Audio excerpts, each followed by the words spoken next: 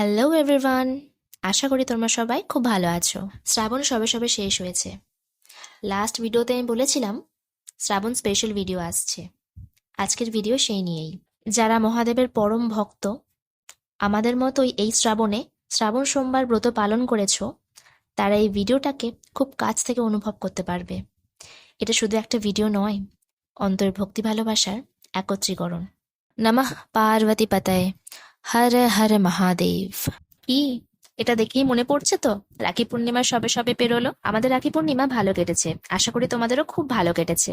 রাখি বন্ধন শুধু এক সুতোর বন্ধন নয়, হৃদয়ের সাথে হৃদয়ের বন্ধন। সে যে কোনো সম্পর্কই হোক না কেন, দাদা দিদি ভাই বোন কিংবা কাছের কোনো বন্ধু বান্ধবী, সবাইকে এক সূত্রে বেঁধে রাখার বন্ধন, আগলে রাখার বন্ধন, যত্নে রাখার বন্ধন, রক্ষা করার বন্ধন হলো এই রাখি বন্ধন।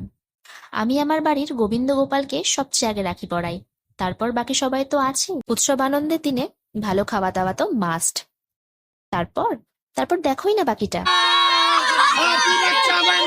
শ্রাবণ মাসে সবুজ কাঁচের ছুরি কাউকে পড়াতে দেখলে অনেকেই ভাবে নিব্বা নিব্বি, অনেকে ভাবে নাটক, আদিক্ষেতা।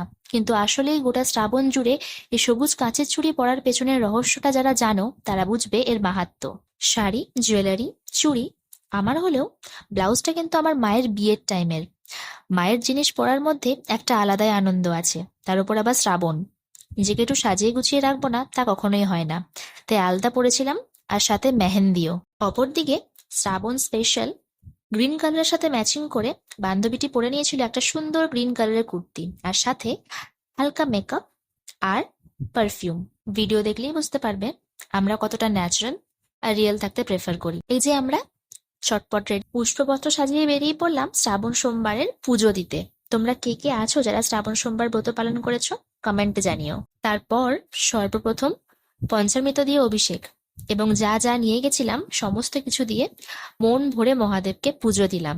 যারা শ্রাবণে ১০৮ মন্দির গেছিলে তারা জানবে এরা পুজোর জিনিস বিক্রির নামে মানুষকে কিভাবে লুটপাট করছিল। কিন্তু মহাদেবের দিনে যে হাতে কোনো উপায় নেই, তাই দরকারি জিনিস নিয়ে আমরা দুজন মিলেই পৌঁছে গেছিলাম বর্ধমানের ১০৮ শিব মন্দিরে মহাদেবকে দর্শন করতে, পুজো দিতে। বর্ধমানের ১০৮ শিব মন্দির, যেখানে ১০৮টি নয়, সব মোট মিলিয়ে ১০৯টি শিবলিঙ্গ প্রতিষ্ঠিত আছে। ১০৯ নম্বর শিবলিঙ্গের রহস্যময় গল্পটি আলাদা, যেটি মন্দিরের বাইরের দিকে প্রতিষ্ঠিত আছে। তোমরাই কেউ জানো ১০৯ নম্বর শিবলিঙ্গের রহস্যময় গল্পটি, যেটি সমস্ত শিবলিঙ্গের থেকে আলাদাভাবে বাইরের দিকে প্রতিষ্ঠিত আছে? কেউ জেনে থাকলে কমেন্টে অবশ্যই জানিও। চারিদিকে প্রচুর ভিড় ছিল, কোথা থেকে কিভাবে কি শুরু করব কিছুই বুঝে উঠতে পারছিলাম না। সর্বশেষে ভাবলাম যে মহাদেবের কাছে প্রণাম সেরে মনে মনে সংকল্প নিই, দেবাদিদেব মহাদেব এক ঘটি জল আর বিল্লপত্রে সন্তুষ্ট। যদি তাকে মন থেকে ডাকা হয় ভক্তি ভরে, সামনের পুকুর থেকে জল নিয়ে একের পর এক ১০৮টি শিবলিঙ্গে এবং ৯ নম্বর শিবলিঙ্গেও আমরা অভিষেক করলাম, পুজো দিলাম। আমার বহুদিনের ইচ্ছে ছিল ১০৮ মন্দিরের প্রতিটি শিবলিঙ্গকে নিজ হাতে জল অর্পণ করব, অভিষেক করব। এই ২০২৫-এর শ্রাবণে আমি আমার এই মনের ইচ্ছেকে বাস্তবের রূপ দিয়েছি। বারবার চেয়েও যেটা হয়নি, বাঁধা পড়েছে কিছু না কিছু ভাবে, এই শ্রাবণে সেটা হয়েছে। ১০৮ মন্দিরের প্রতিটি শিবলিঙ্গ আমার হাতে পুজো নিয়েছে, জল ঢালতে পেরেছি আমি নির্জলা উপোস করে, প্রতিটি শিবলিঙ্গ পুজো দিতে পেরেছি। আমার সাথে আমার বান্ধবী নেহারও এই প্রথম ১০৮ শিবলিঙ্গে জল অর্পণ, অভিষেক। যেটা মনের ইচ্ছে ছিল সেটা পূরণ হয়েছে। আমি ধন্য প্রভু, আমার হাতে ২০২৫ সালের প্রতিটা সোমবারে তুমি পুজো নিয়েছ। এভাবেই হয়তো আমার মনের বাকি ছোট্ট ছোট্ট ইচ্ছেগুলোও পূরণ হবে আস্তে আস্তে। সময় লাগবে আমি জানি, আমি সময় দেব, অপেক্ষা করব, কারণ আমি মহাদেবের ভক্ত। আমাদের দুজনারই এই প্রথম ১০৮ মন্দিরে ১০৮ শিবলিঙ্গে অভিষেক করা, সামনের পুকুর থেকে জল সংগ্রহ করে অভিষেক করা, পুজো দেওয়া ভক্তি ভরে, সবটাই এই প্রথমবার। মন্দির পৌঁছাতে পৌঁছাতে ১১টা, আর আমাদের পুজো শেষ হতে হতে প্রায় ৩টে বেজে গেছিল। উপোস ছিল, তাই বাকি সারাটা দিন রাত হালকা ফল আর জল খেয়ে সেদিনটা কাটিয়েছিলাম।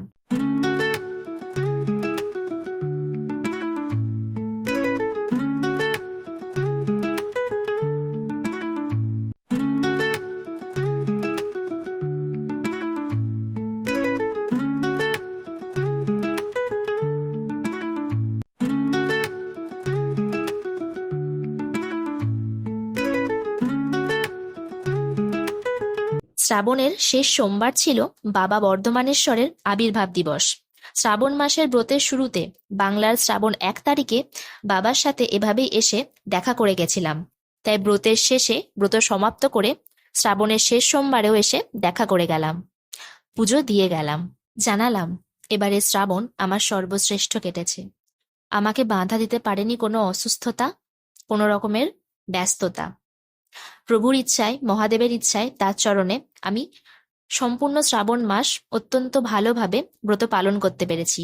শ্রাবণের 1 তারিখে ছিল না এই মেলা, ছিল না এত লোকজন যারা মেলায় এসে এত ভিড় জমিয়েছে। সেদিন রাস্তাঘাট অন্ধকার ছিল, চারিপাশ নিস্তব্ধ ছিল এই মন্দির, ছিলে তুমি প্রভু। টিমটিম করে একটা প্রদীপের শিখা জ্বলছিল। আমি সেদিন এসছিলাম তোমার দর্শন করতে, তোমার আশীর্বাদ নিতে। শ্রাবণের প্রথমেই তোমার কাছে মাথা ঠুকে গেছিলাম, যাতে সম্পূর্ণ শ্রাবণটা আমি মনোযোগ সহকারে তোমার ব্রত পালন করতে পারি, আর পেরেওছি তোমার আশীর্বাদে। শ্রাবণের শেষ দিন বর্ধমানেশ্বর আবির্ভাব দিবস, শেষ দিনেও আমি তোমার সাথে দেখা সেরে গেলাম, তোমায় সমস্তটা জানিয়ে গেলাম, তোমার কাছে মাথা ঠুকে গেলাম, পুজো দিয়ে গেলাম। তুমি এভাবেই আমার মাথার উপর হাত রেখো প্রভু, ব্যাস আমার আর কিছু চাই না। হর হর মহাদেব। আমাদের শ্রাবণ সোমবারের পুজো এখানেই শেষ হলো। চোখ মুখের অবস্থা দেখতেই পাচ্ছ।